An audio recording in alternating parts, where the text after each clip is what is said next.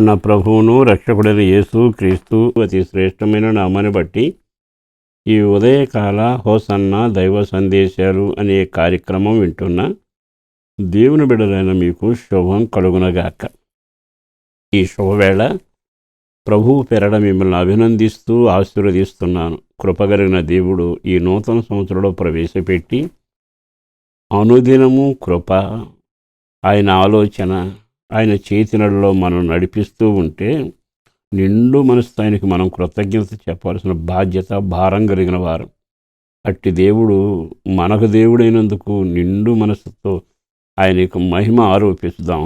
దేవునికి మహిమ కలుగునగాక. ఈ శుభవేళ ఒక వాక్యం ద్వారా మనం దేవుని హృదయ ఆలోచనలను గ్రహిస్తూ నూతనంగా అడుగులు వేద్దాం. మన వ్యక్తిగత జీవితంలో మంచి రోజులు రావాలి, మా పిల్లలకి మంచి రోజులు రావాలి అని కోరుకుంటాం. తప్పేం కాదుగా. ఆ మంచి రోజుల కొరకు ఎదురు చూసినప్పుడు ప్రయత్నాలు చేస్తాం. కొన్నిసార్లు ఏ మార్గం మంచిదో అడిగి తెలుసుకుంటాం. ఎక్కడ మనం ఏ పని చేస్తే మనకు మంచి రోజులు అంటే మంచి భవిష్యత్తు కలుగుతుంది అని చదువుల్లో కానీ, ఉద్యోగంలో కానీ, వ్యాపారంలో కానీ ఆరాలు తీసి అడుగులు వేస్తాం. కానీ బైబిల్ చెప్పే మాట ఒకటి చెప్తాను, మీకు జాగ్రత్తగా గమనించండి. సామెతల గ్రంథం 24వ అధ్యాయము చాలా తేటగా 13-14 వాక్యాలు ఒక మాట రాయబడింది. అదేమిటంటే, నీ ఆత్మకు జ్ఞానము అట్టిదని తెలుసుకొనుము, అది దొరికిన ఎడల ముందుకు నీకు మంచి గతి కలుగును, నీకు మంచి గతి కలుగును. ఇక్కడ రాయబడిన మాట ఏమిటంటే, కుమారుడా, తేనె తెలుసు కదా, తేనె తాగుము, చాలా రుచిగా ఉంటుంది, తేనె పట్టు తినుము, అది నీ నాలుకకు తీపియేగా అంటాడు. అంటే ఎంత తీయగా ఉంటుంది అని. నీ ఆత్మకు జ్ఞానం అట్టిది. నీ నోటికి తీయదనంగా మాధుర్యం ఉండే తేనె ఎలా ఉంటుందో నీ ఆత్మకు జ్ఞానం అంత అవసరం. ఎప్పుడైతే ఆ జ్ఞానాన్ని దొరుకుతుందో దాన్ని దాచిపెట్టుకో. అది దొరికినలా దాచుకుని దానితో నువ్వు అనుభవిస్తూ అడుగులు వేస్తే రాబోయేది నీకు మంచి రోజులు వస్తాయి, మంచి గతి కలుగుతుంది అని రాశాడు. ఎంత బాగుందండి. మరి ఈ శుభవేళ మనం ఆత్మ సంబంధమైన జ్ఞానాన్ని వెతుకుతున్నామా? భూలోక సంబంధమైన జ్ఞానాన్ని గురించి నేను చెప్పనక్కరల. కుయుక్తితో ఉంటుంది, స్వార్థం చూస్తుంది, అన్ని రకాల భయానకమైన పరిస్థితి.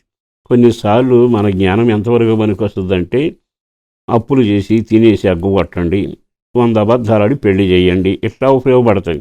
కానీ ఆత్మజ్ఞానం పరిశుద్ధమైంది, పైనుంచి వస్తుంది.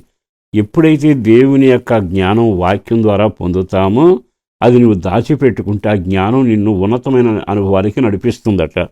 అది దొరికిన ఎడల ముందు నీకు మంచి గతి రాబోతుంది రాబోయే రోజుల్లో. ఉదాహరణకి యోసేపుని గురించి చెబుతాను. యోసేపు ఎంత భక్తిగా, నీతిగా ఉండి జ్ఞానం కొరకు ప్రయాసపడి ప్రభు దగ్గర ప్రార్థన చేసుకుంటే ప్రార్థించిన వానికి, పవిత్రుడికి జ్ఞానం ఇస్తాడు దేవుడు. ఆ ఇచ్చిన జ్ఞానం చేత తన జీవితంలో కష్టాలు పాలయ్యాడు, జైలు పాలయ్యాడు, అవమానాలు పాలయ్యాడు. కానీ జరిగింది ఏమిటో తెలుసా? విచిత్రమైన మాట.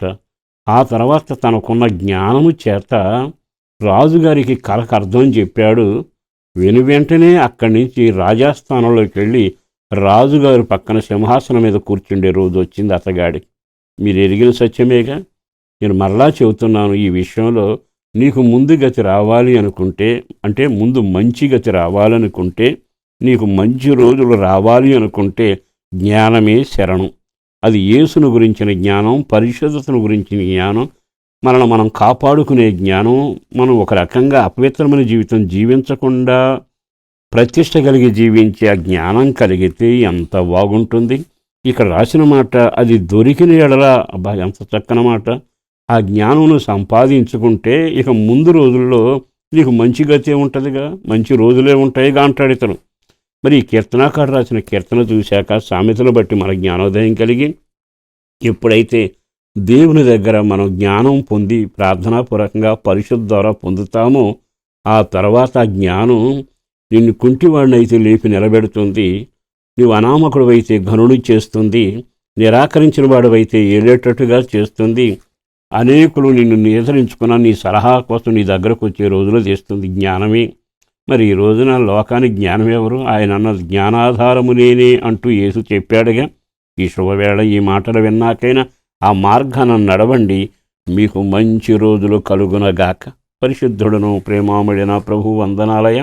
అపారమైన నీ ప్రేమ కొరకు ధన్యవాదాలు. చేసిన మేలు కొరకు వందనాలు, చేయబోతున్న కార్యాల కొరకు వందనాలు.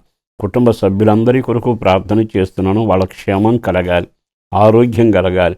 పసిపిల్లల క్షేమం కొరకు, అలాగే ఆర్థిక పరిస్థితులు మెరుగవ్వాలి.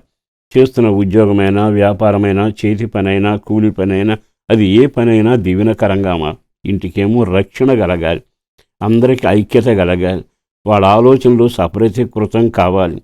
యేసయ్య శక్తి కలిగిన నామాన్న ప్రార్థించి విన్నవించి వేడుచూ ఉన్నాము తండ్రి. ఆమేన్.